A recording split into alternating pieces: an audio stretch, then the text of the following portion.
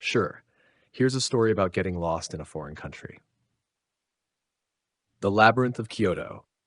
Emma had always been drawn to Japan. The culture, the food, and the history felt like a magical dream. So, when she finally saved enough money, she booked a 2 week solo trip to Kyoto, armed with a basic grasp of Japanese phrases, her phone, and a detailed itinerary. On her second day, she decided to visit the famous Fushimi Inari Shrine, known for its thousands of bright red torii gates winding up the mountainside. The morning was crisp, and the scent of incense lingered in the air as Emma walked through the gates, marveling at the beauty. She followed the main trail with ease, snapping photos of fox statues and distant city views. But Emma wasn't satisfied with the well-trodden path.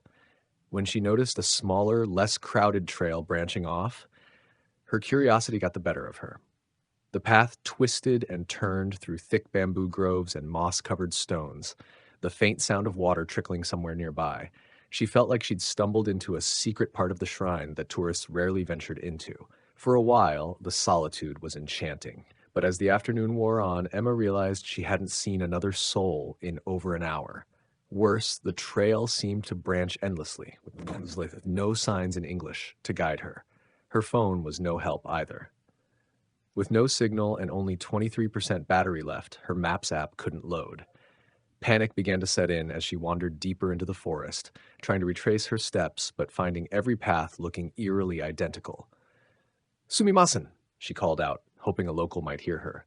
Her voice echoed but brought no response.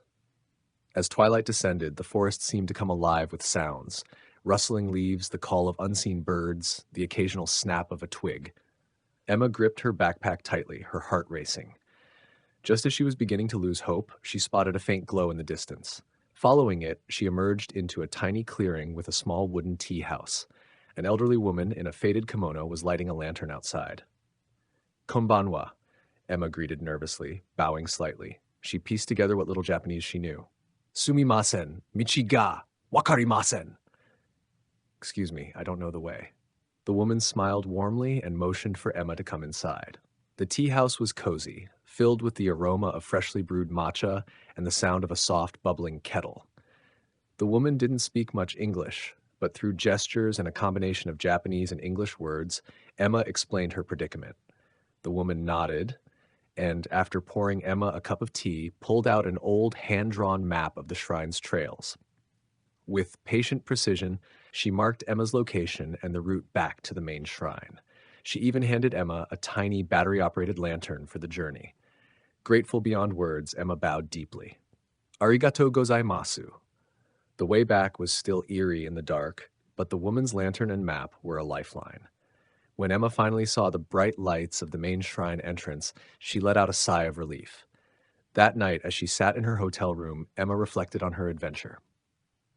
Getting lost had been terrifying, but it also reminded her of the kindness of strangers and the beauty of stepping off the beaten path, though maybe not so far off next time.